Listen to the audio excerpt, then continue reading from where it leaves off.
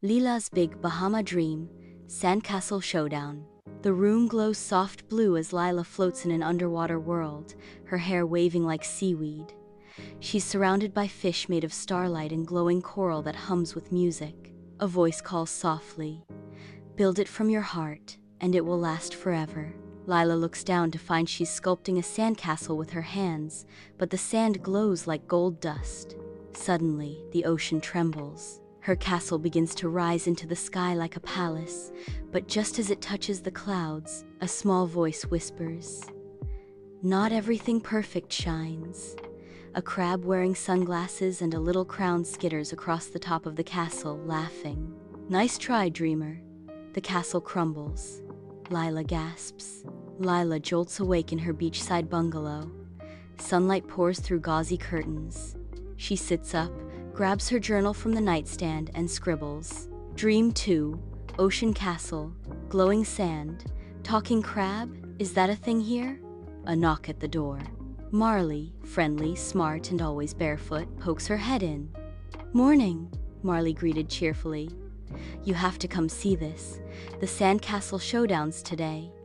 Big prize, even bigger bragging rights." Sandcastles? Count me in. The beach is full of teams, piles of sand, buckets, and creativity in every direction. A banner reads, "Bahamas Sandcastle Showdown. Build your dream." Lila is given her own space to compete. Marley cheers her on. A boy nearby named Kai gives her a smug nod. At his side is Creighton, the crab from her dream. "Wait, what? That's the crab from my dream," Lila gasped. "Are you okay?" Marley asked. "Yeah, just a jackrab," Lila replied. As Lila starts building, odd things happen. Her sand collapses. A breeze keeps knocking down her walls.